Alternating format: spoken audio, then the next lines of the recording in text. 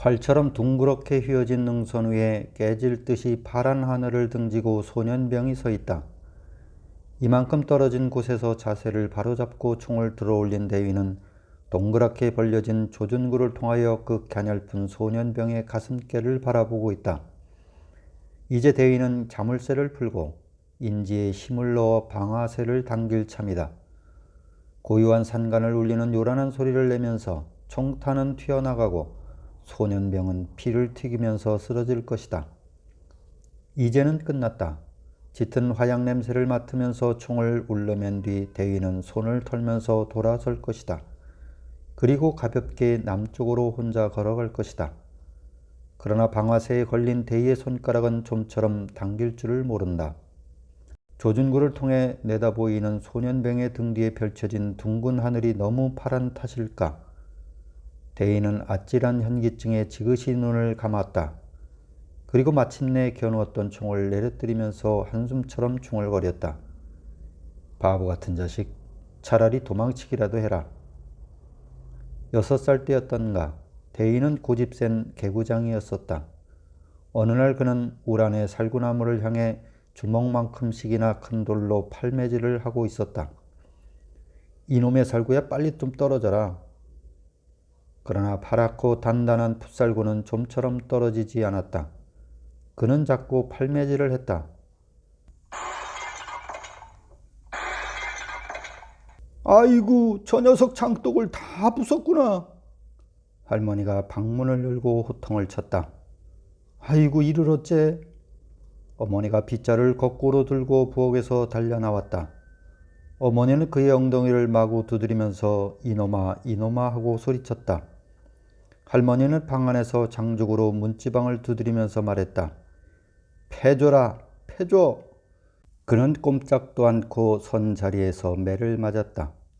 그리고 이를 악물고 참으면서 이미 박살돼 버린 장독과 호통치는 할머니를 노려만 보고 있었다. 그러나 빗자루를 휘두르던 손에 갑자기 힘이 빠져버린 어머니는 그러나 여전히 그의 엉덩이를 두드리면서 분에 겨운 소리로 말했다. 이 녀석, 도망 안 갈래? 안 도망가? 그날 저녁 치마폭에 살구알을 감춰가지고 들어온 어머니는 그의 엉덩이를 까보고 멍든 자국을 쓸면서 울음 섞인 소리로 말했다. 이 미련한 녀석아. 그는 그런 어머니의 행동을 그때는 도대체 알 수가 없었다. 이윽고 내려뜨렸던 총을 울러맨 대위는 소년병을 향해 환한 소리로 퉁명스럽게 말했다. 이리 와. 소년병은 다가왔다. 그리고 아직도 두려움이 가시지 않은 어리둥절한 눈으로 대위를 바라보았다. 이 미련한 자식아. 대위는 소년병의 시선을 외면한 채 까마득히 먼 허공을 바라보며 말했다. 끝없이 푸르기만 한 하늘, 그 아래 첩첩이 이어진 산봉우리마다 붉고 누르고 푸른 잎들이 쏟아지는 가을볕에 윤을 내고 있다. 그런데도 대위는 으스스 몸이 조여드는 한기를 느낀다. 산중인 탓일까? 굶주림으로 허약해진 탓일까? 아니면 방아쇠를 잡고 도사렸던 긴장이 허무하게 풀려버린 탓인가? 이토록 화창한 가을날에 으스스 한기가 들도록 쌀쌀함을 전에는 결코 느껴본 기억이 없는 것 같다. 대위는 좀 전에 총을 들고 섰던 능선을 바람막이 삼아 햇볕이 가득 안겨오는 남양 비탈에 웅크리고 앉아서 앞편에 역시 대위처럼 웅크리고 앉아서 볕을 쬐고 있는 소년병의 우직한 모습을 바라보고 있다. 미련한 자식. 대위는 역시 화가 난 듯 중얼거린다. 충충한 황록색 군병의 적병. 그 목표물을 향해 방아쇠를 당긴다. 요란한 소리를 내면서 튀어나간 총탄이 목표물에 적중하는 순간 전신에 뿌듯하게 전해지는 충일감을 느끼고 뒤늦게 매캐한 화약 냄새를 맡으며 돌아선다. 쓰러진 적병의 가슴에 붉게 피가 번지고 푸르푸르 경련을 일으키면서 심장이 멎어간다. 날파리와 개미떼가 달겨들고 까마귀가 까욱까욱 시체 위의 하늘을 맴돌며 운다. 그저 그런 것이다. 대위는 그렇게 살아왔다.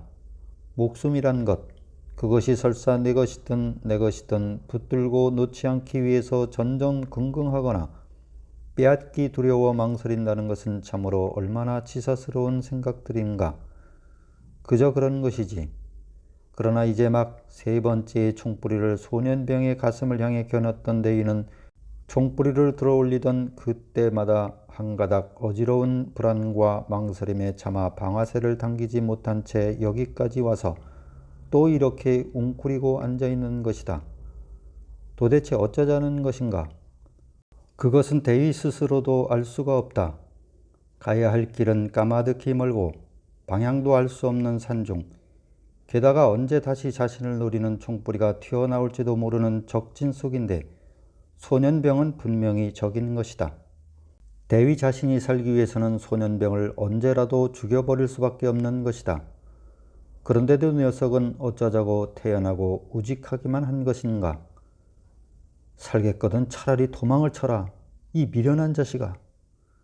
대인은 여전히 봄날 양지 바른 돌각담 밑에서 속꿉 동무라도 기다리는 소년처럼 전연덕스럽게 무릎에 턱을 개고 앉아있는 소년병을 보면서 노여운 듯 중얼거렸다. 그러나 어쩐지 그 옛날 빗자루를 거꾸로 쥐고 엉덩이를 아프게 두들기면서 짓거리던 알 수 없었던 어머니의 말이 그 마음에 새삼스럽게 되새겨지는 것이었다. 겹겹이 둘러싸인 적의 포위망을 뚫고 나와 살아서 만난 것은 상사와 대의 둘뿐이었다.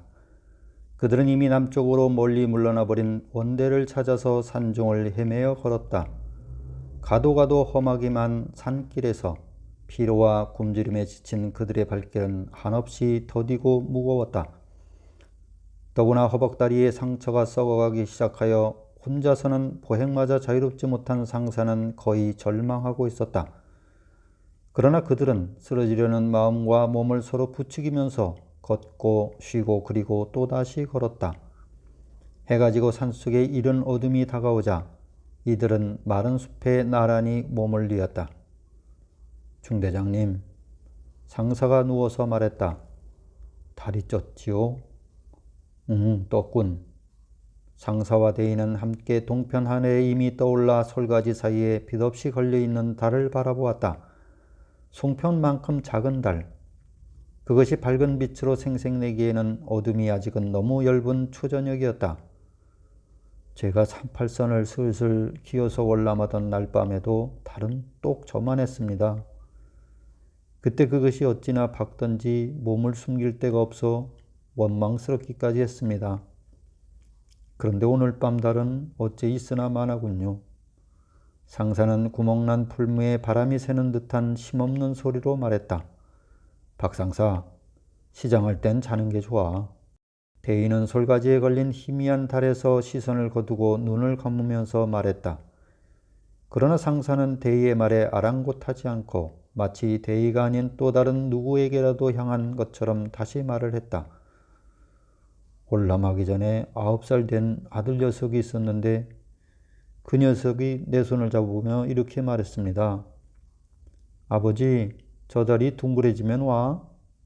나는 그럼하고 정말 그 아내라도 쉽게 돌아갈 듯 말했지요.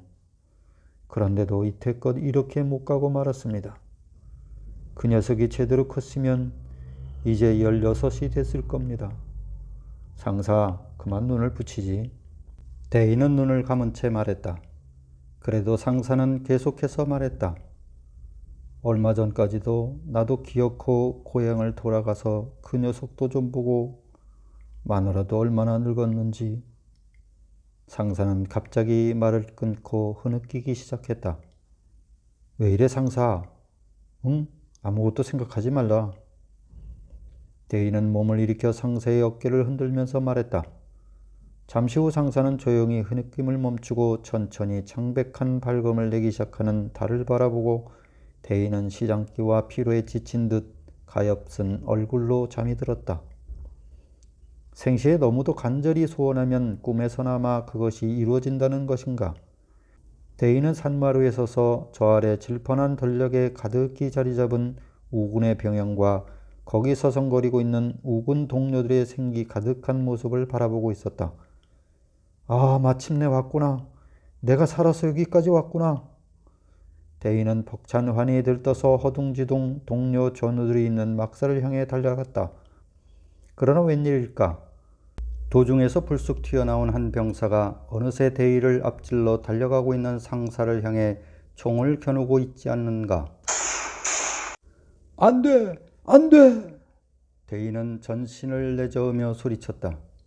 그러나 총소리는 요란하게 들녘을 흔들었다. 대인은 몸을 벌떡 일으켰다. 자기 고함소리와 요란한 총소리에 놀라 잠이 깬 것이었다. 아, 웬 꿈이? 대인은 상사를 돌아보았다. 잠들고 있으려니 믿었던 상사는 팔을 버르적거리고 내두르면서 중대장님, 중대장님 하고 대인을 부르고 있었다. 아니, 박상사! 대인은 버르적거리는 상사를 끌어안았다. 총소리는 꿈이 아니었다. 상사가 스스로 가슴에 총구를 대고 방아쇠를 밀어댄 순간 대인은 꿈속에서 그 총성을 들은 것이었다. 상사는 희미한 달빛에 비쳐 핏자국이 검게 번져간 가슴을 한 손으로 움켜쥐고 전신에 경련을 일으키고 있었다. 제 모든 것이 끝났습니다. 어차피 돌아갈 수 없는 몸입니다. 저는 중대장님이 나와서 무사히 돌아가십시오. 이북 고향에는 아들 하나 있습니다만 아마 살아있으면 16살일 거요. 16살. 그런 부디. 말을 마치지 못한 채 상사는 숨을 거두고 말았다. 결국 대인은 혼자가 된 것이었다. 혼자가 되고 나니 그는 갑자기 무서워지기 시작했다. 이제껏 어디엔가 숨어있던 죽음의 손길이 마지막 홀로 남은 자신에게 달겨들 것 같은 두려움에 대인은 오싹하니 몸을 떨었다. 땀과 눈물로 범벅이 된 얼굴을 소매로 연신 문지르면서 대인은 간신히 상사의 긴 몸을 흙 속에 묻어주었다. 그리고 그는 불이 나게 그곳을 떠났다. 잠시라도 한 곳에 오래 머물러 있으면 오래 있는 것만큼 더 가까이 죽음의 손길이 다가오는 듯 착각이 그를 초조하게 했다. 그러나 다만 혼자서 걷고 있는 지칠 대로 지친 그의 발길은 한없이 초조한 마음과 더디고 종잡을 수 없이 어지러울 뿐이었다. 이 길을 갈까? 저 길을 갈까? 이 비탈을 오르고 저 산을 넘으면 어딜까? 이것이 올바른 방향인가? 올바른 길인가? 수없이 솟구치는 의문과 불안 속에서도 그는 혼자서 생각하고 혼자서 결정하고 그리고 혼자서 걷지 않으면 안 되었다. 그러나 서로 부추이고 의지할 부하나 동료가 없으면 없을수록 더더욱 묻고 싶고 말하고 싶고 솟구치는 의문과 불안 속에 마음은 초조하기만 했다. 살기를 단념한 죽기 전 마지막 순간의 불안을 잊기 위해 상사는 그토록 짓거리고 싶었던 걸 나는 왜 한마디도 귀를 기울여 들어주지 않았던가. 상사, 박상사. 대인은 쓰러져 엎어진 자리에서 숨을 돌릴 때마다 유난히 길게 말을 하고 싶어 했던 상사의 마음을 실감하면서 이미 곁에 있지 않는 상사를 그리워했다. 그리고 이내 다시 일어나 후들거리는 다리를 옮기며 걸었다. 비탈을 기어오르다 쓰러지면 다시 기어오르고 기어오른 비탈 위에서 심히 지치면 으스스한 냉기와 함께 다가드는 졸음을 못 이겨 죽음처럼 깊은 잠속에 빠져버렸다.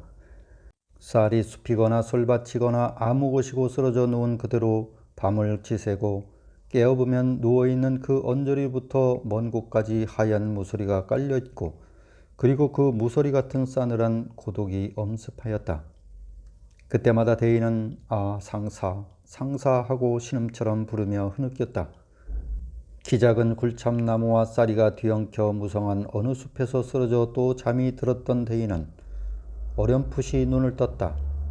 그리고 본능처럼 팔꿈치를 세우고 몸을 일으키려 했으나 이내 다시 쓰러져 버렸다. 쓰러지면서 그는 다시 잠도 아니고 졸음도 아닌 몽롱한 의식 속에 빠져들었다. 그 몽롱한 의식 속에서 대인은 가야지 가야지 하고 중얼거리면서 바쁘게 걸었으나 그것은 마음뿐이었다. 휘젓고 버둥거리는 팔다리는 여전히 누운 자리에서 땅을 비비고 허공을 저으면서 꿈틀거리고 있을 뿐이었다. 또 가야 하지 않습니까? 요동을 멈추고 눈을 감은 채 의식을 가다듬고 있는 대의의 팔을 잡고 누군가가 굵은 목소리로 그러나 조용히 타이르듯 부축여주는 사람이 있었다. 상사였다. 분명 상사일 거라고 대인은 생각하였다. 상사는 대의가 지쳐 누워있을 때마다 언제나 그렇게 굵고 부드러운 목소리로 대의를 일깨워 주었던 것이다. 중대장님, 또 가야 하지 않습니까? 부하였지만 그리고 자신을 보행마저 자유롭지 못하여 걸을 때는 오히려 대의가 부축을 받아야 했지만 그는 자애로운 어른처럼 늘 대의의 심정을 헤아리면서 대의로 하여금 상관으로서의 명령을 내리도록 어루만져 주었었다. 가야지. 라고 대인은 다시 고개를 들면서 눈을 떴다. 그러나 눈앞엔 자욱한 쌀이 숲이 누렇게 일렁거리고 있을 뿐 금시 그의 팔을 잡고 속삭여주는 듯한 상사는 없었다. 착각이었고 그리고 환청이었다. 아직도 찢기고 타진 소맥자락 사이로 드러내진 대의의 팔을 스적스적 문지르고 있는 것은 누렇게 잎이 말라버린 키 작은 굴참나무 가지였다. 대의는 덥석 굴참나무의 가지를 끌어잡고 거기 얼굴을 비비면서 흐느끼듯 다시 또 상사를 불렀다. 그리고 아직도 또렷이 귀에 남은 듯한 상세의 목소리를 상기하였다. 가야 하지 않습니까? 가야지. 또 가야 하고 말고. 대인은 가까스로 몸을 일으켰다. 그리고 험하고 멀고 아득하기만 한 산길을 한자 한자 재어가듯 발길을 옮겨갔다. 둥글고 밝은 해가 중천에 머문 한낮 가까스로 산마루에 올라선 대인은 까맣게 모닥불을 피웠던 자리를 발견하였다. 대인은 와락 달겨들어 흩어진 나뭇가지와 그슬린 돌들을 움켜잡았다. 인간이 지나간 흔적. 발갛게 피어오른 이 모닥불가에 동그랗게 모여 앉아 갈 길을 의논하고 그립고 보고 싶은 처자의 얘기를 들려주고 그리고 서로를 부추겨가며 일어서서 엉덩이를 털고 가버린 그 자리. 얼마나 아쉽고 그립던 것인가. 대인은 눈을 들어 새삼스럽게 주위를 둘러보았다. 펑퍼짐한 산잔등 그리고 그 너머로 이어진 굽어진 하늘 끝과 맞닿은 산봉우리뿐 줄기차게 여기까지 걸어온 그를 기다리고 있었던 것은 다만 그슬린 모닥불 자리뿐이었다. 여기서 이 모닥불가에 오손도손 모여 앉아 따뜻이 몸을 녹이고 갈 길을 의논하던 그들은 모두 어디로 갔는지 그리고 그 발자국이 어디에 또 남겼을지 반가움에 따뜻이 벅차오르던 대의의 가슴은 다시 싸늘하게 흔적만 남은 모닥불처럼 차갑게 식어버렸다. 그러자 불현듯 솟구치는 한 가닥 의혹이 있었다. 여기를 지나간 사람들, 이렇게 천연히 모닥불을 피운 사람들이 우군이었을까 적군이었을까? 우군의 패잔병이 이 깊은 적진속까지 밤하늘에 빨갛게 피어놓았을 모닥불을 놓고 쉬어갈 수 있었을까? 만약 적군이라면 이 부근 어딘가에 그들의 주둔지가 있을 것이 아닌가? 의혹의 실마리는 걷잡을 수 없는 불안으로 엉켜들었다. 대인은 끌어안았던 그슬린 나뭇가지들을 힘없이 놓아버렸다. 그리고 배신자를 대하듯 원망스러운 눈길로 그것을 바라보았다. 그러나 대인은 다시 기대 어린 눈길과 함께 떨리는 손을 내밀었다. 그리고 잔뜩 그슬리기만 했을 뿐 타버리지 않은 채 남아있는 옥수수대를 집어들었다. 대인은 대검을 뽑아 그것을 쪼갰다. 속대엔 아직도 야들야들한 풋기가 남아있는 햇것이었다. 대의의 입가엔 자신도 모르는 사이에 미소가 번져났다. 그는 눈을 들어 주위를 다시 한번 돌아보았다. 이 근방 어딘가에 옥수수밭이 있고 화전민 주인을 잃은 토막집이 있으리라고 믿었기 때문이었다. 그러고 보면 이 모닥불 자리도 반드시 총을 눌러맨 군인들의 짓이라는 아무런 표적도 없었다. 어쩌면 오늘은 배불리 먹고 확실한 살 길을 찾아 나서게 될지도 모른다는 밝고 커다란 기대에 가슴이 부푼 대인은 마음 가볍게 몸을 일으켰다. 그리고 토질이 순한 비탈길을 따라 등성이를 걸어 내려갔다.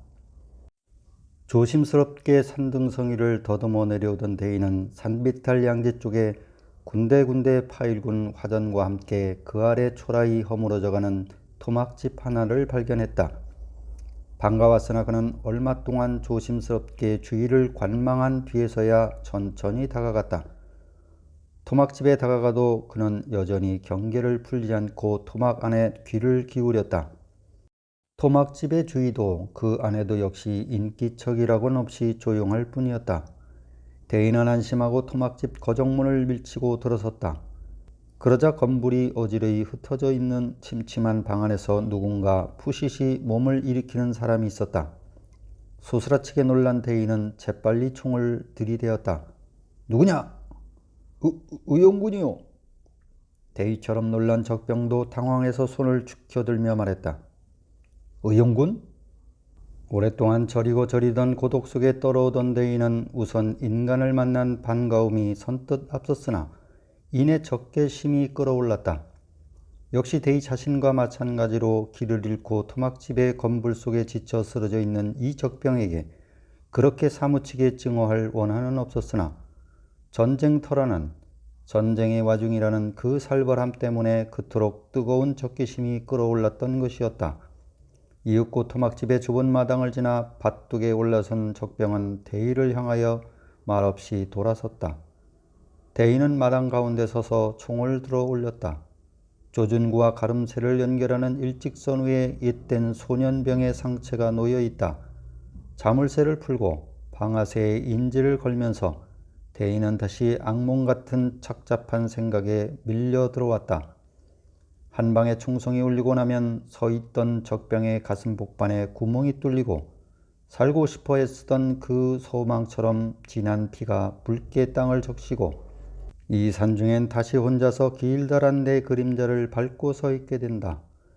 그 후부터는 또다시 피로와 허기와 싸우면서 방향도 모르는 비탈과 등성이를 걸고 넘고 쓰러져 누운 채 서리를 맞고 자고 나면 그 하얀 서리처럼 싸늘한 저리고 저린 고독을 혼자서 견디지 않으면 안 된다. 굴러떨어진 산빛 아래서 서리발처럼 굳은 사신을 뒤척이며 애타게 부르던 인간, 그리고 모닥불 자리에 엎드러져 그리워하던 인간의 흔적, 그 인간이 저기 서 있다. 그러나 적병인 것이다. 이제 나는 어느 것을 택해야 하나? 고독인가 불안인가? 어느 것을 택하든 어차피 후회는 있을 것이고 후회하는 그때는 이미 돌이킬 수 없는 불행이 닥칠 게다. 마침내 총을 걷어내린 대인은 양볼에 눈물자국 얼룩진 소년병을 앞세우고 또다시 아무도 모르는 험한 산길을 더듬어 걸었다. 그러나 심지를 뽑아 불을 당긴 폭탄을 쥐고 있는 듯한 불안과 긴장은 떼쳐버릴 수가 없었다.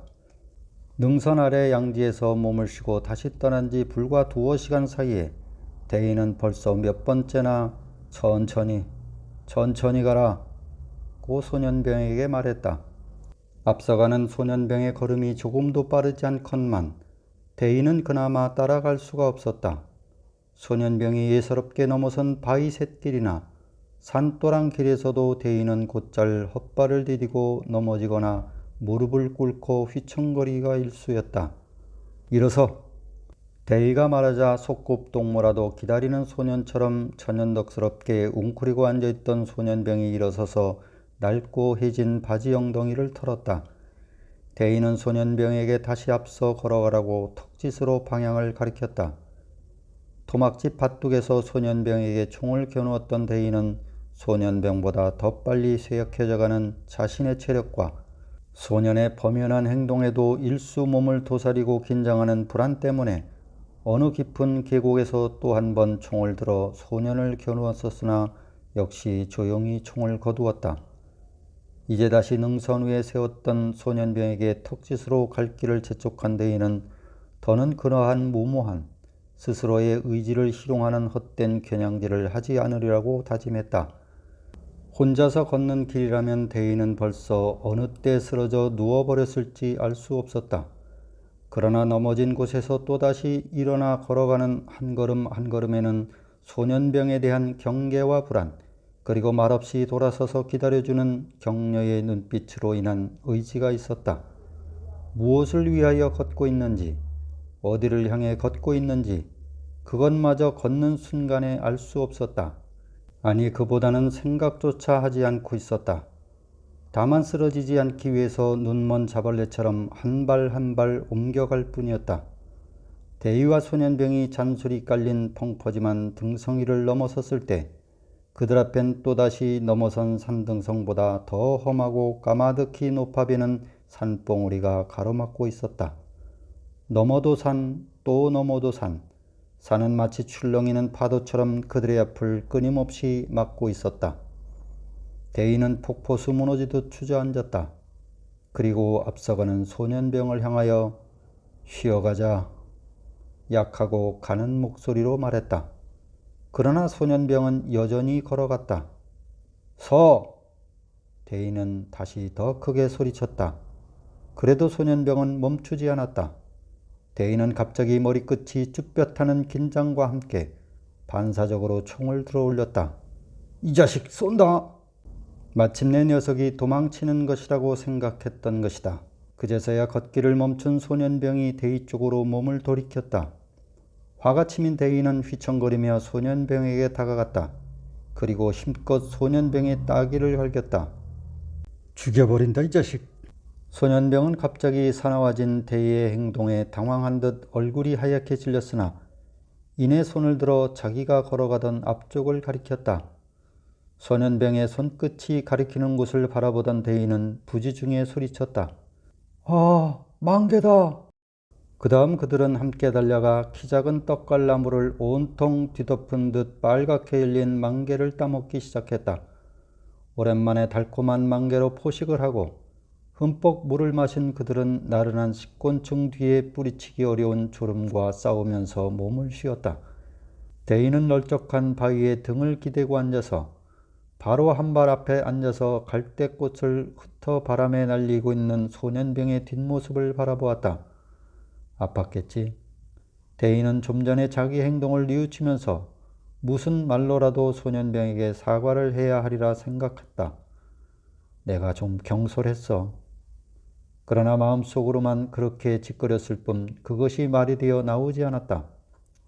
아무튼 오늘은 행운이 미소를 짓고 덤빈 날이다 라고 생각하면서 대위는 스르르 눈을 감았다. 햇볕을 잔뜩 빨아들인 바위등이 온돌처럼 따뜻히 몸을 감싸고 앞지락에 또한 포근한 가을볕이 안겨들었다. 내가 좀 경솔했지. 그렇지만 오늘은 운이 좋은 날이야. 대인은 입속으로 중얼거리면서 자, 이제 또 일어나야지. 일어서야지. 라고 생각했으나 그는 여전히 눈을 감은 채 얼굴 가득히 미소를 띠고 곤히 잠들어 갔다. 여러 부하들과 동료들이 아무도 다친 사람이 없는 가벼운 전투에서 돌아와 푸근히 쉴 수 있었던 그 옛날 대대본부 장교 침실인가 아니면 살인문이 비스듬히 열려진 앞마당에 행주치마를 걷어잡고 반가이 맞이해주던 어머니와 아내와 그리고 두구두꾼을 풀고 있는 등 뒤에서 아버지하고 목을 감으며 업혀오던 그 아이들이 있는 고향집 따뜻한 아랫목인가. 거기 누워서 혼곤히 잠들고 있는 대인을 누군가가 흔들어 깨우는 것이었다. 잠깐만, 잠깐만. 대인은 어깨에 얹힌 손을 떼쳐내었다. 그 혼곤한 잠에서 깨어나고 싶지 않았다. 그러나 다시 심한 흔들림에 눈을 뜬 대인은 코앞에 와 있는 소년병을 보고 까무르기 흘려버렸던 정신을 퍼뜩 가다듬었다. 그리고 소년병이 손을 들어 가리키는 곳을 바라보았다. 소년병의 손끝이 가리키는 좀 전에 그들이 가로질러 온 산 아래 계곡에는 피아의 식별이 확실치 못한 3명의 군인이 계곡을 거슬러 올라가고 있었다. 대인은 바위 밑으로 몸을 낮추고 계곡을 거슬러 올라가는 군인들의 모습을 살펴보았다.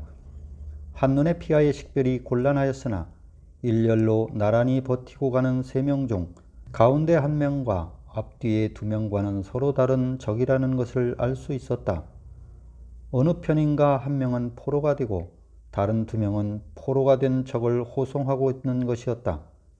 대위도 소년병도 다같이 초조와 긴장 속에 말없이 계곡을 바라보았다. 기대와 불안이 엇갈리는 속에 계곡의 동태를 관망하던 대위는 가운데에 손을 축혀들고 위협받으면서 가고 있는 병사의 옆구리에 거추장스럽게 흔들거리고 있는 둥근 물체, 분명히 국군이나 유엔군의 병사만이 휴대하는 수통과 머리 위에 둥글게 쓰여진 철모를 보았다. 불행히도 대의의 우군은 포로가 된 편이었다. 기대는 절망이었다. 대의는 총목을 움켜쥔 채 손에 불끈 힘을 주었다. 그리고 소년병을 바라보았다. 도망치려면 녀석은 지금 기회를 노리고 있으리라. 그러나 묵묵히 계곡을 주시하고 있던 소년병은 대의와 시선이 마주치자 중공군 같디오? 라고 스스로에게 묻는 것처럼 중얼거렸다. 이 앞에 와서 엎드려. 소년병이 대의의 서너 간 앞으로 조심스럽게 기어와서 엎드리자 대의는 계곡을 향해 총구를 겨냥했다. 한 발과 다음 한 발의 사격에 촌시의 간격도 오차도 있어서는 안 될. 이 사격에 실패한다면 이제까지 온갖 고통과 싸우면서 여기까지 걸어온 모든 것이 헛되이 끝나고 말지도 모른다는 생각에 대의는 잔뜩 긴장해 있었다. 사격이라면 한치의 오차도 없다고 자신을 스스로 믿어왔지만 어쩐지 조등구를 내다보고 있는 대의의 눈 속에 한 가닥 어지러운 불안이 스쳐갔다. 이렇게 몸을 숨기고 저들이 지나갈 때를 기다리고만 있으면 그러한 불안도 위협도 함께 지나가 버리고 이 순간을 무사히 넘길 수도 있으리라고 대의는 생각했다. 그러나 죽음으로 이끌려가고 있는 우군의 번연한 불행을 그대로 보고 있을 수 없는 일이었다. 어쩌면 끌려가고 있는 저 우군 병사는 대의 자신과 함께 생사를 같이하고 싸우던 동료나 부하일지도 모르는 일이었다.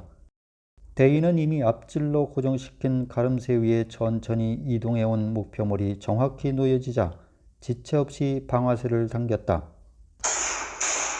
대위는 어깨에 받치는 개머리판의 반동을 느끼면서 계곡을 울리는 총성을 들었다.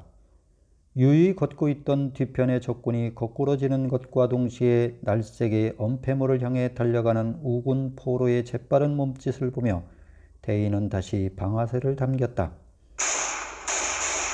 그러나 대위의 어깨측에 심한 반동을 주고 튀어나간 철탄은 앞쪽의 적병이 엎드린 곳과 상당히 거리에 있는 엉뚱한 바위 등판을 부수며 돌가루를 날렸다.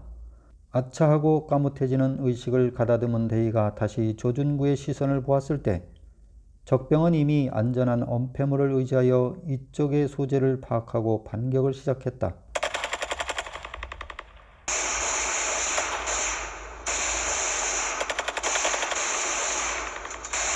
비교적 정확한 탄환이 대의의 머리 위를 스치고 지나갔다.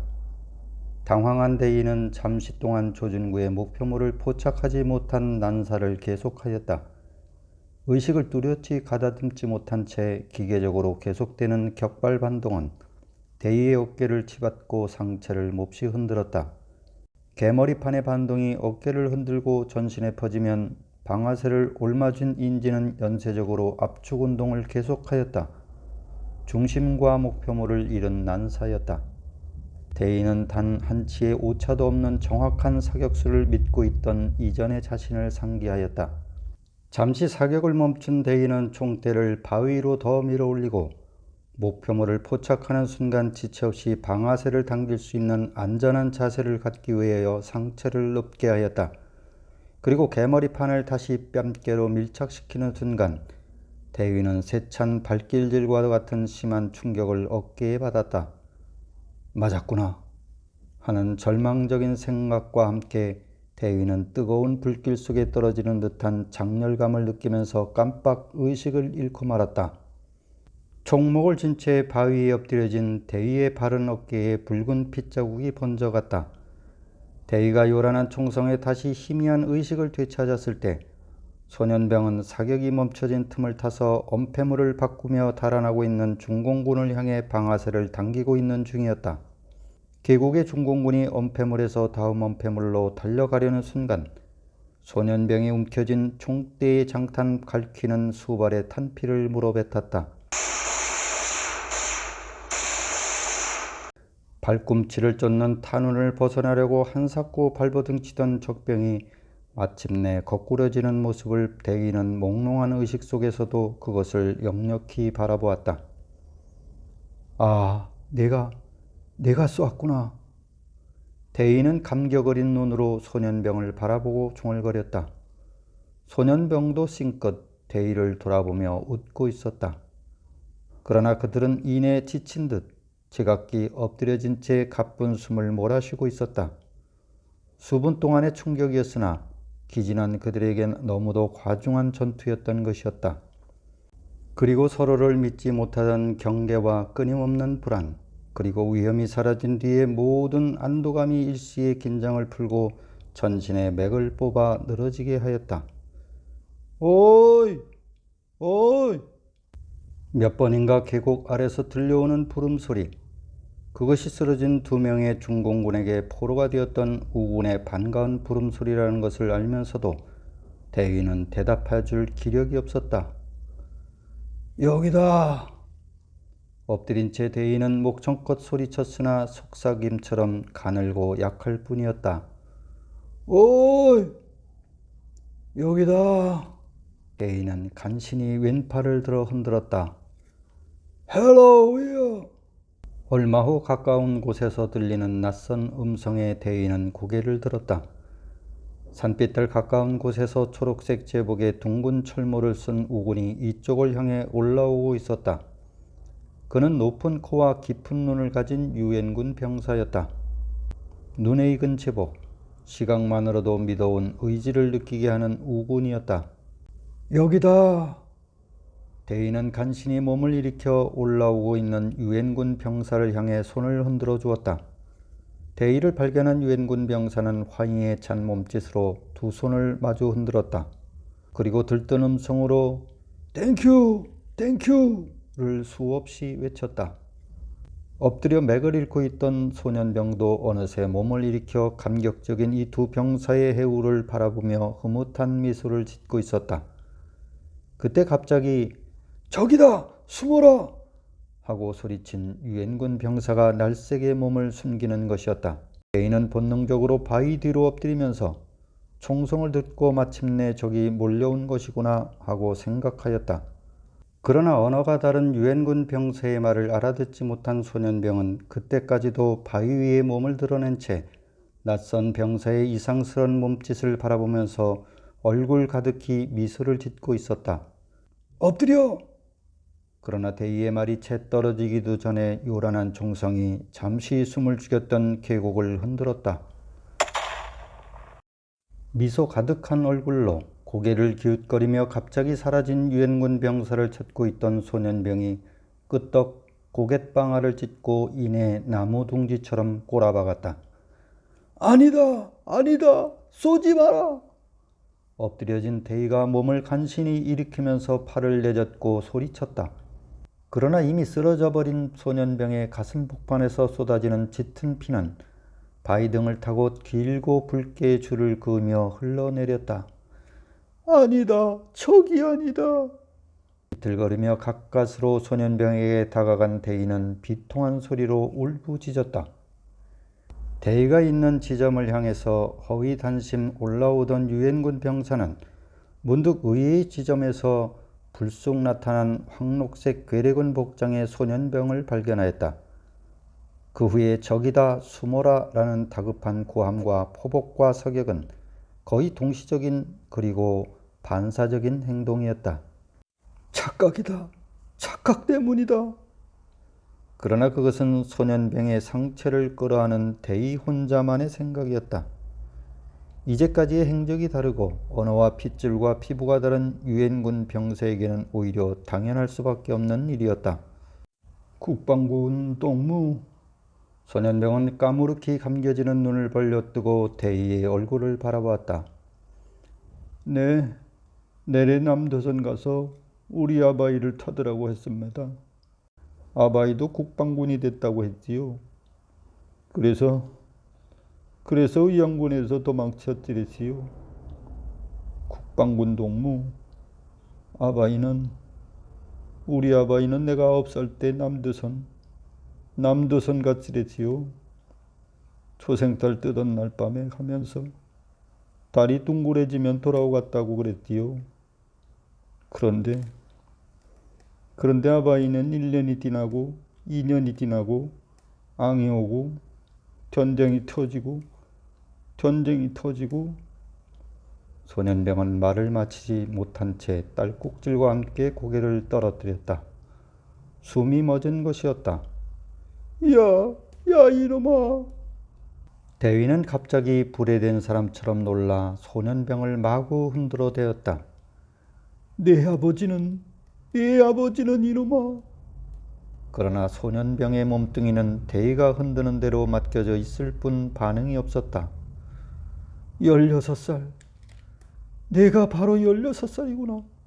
울부짖던 대위가 끌어안았던 소년병의 시체 위에 힘없이 포개어지자 그 주머니에서 우르르 쏟아져 나온 빨간 망개가 바위에 흥건히 괴어있는 소년병의 핏속으로 떼구르르 굴러들었다.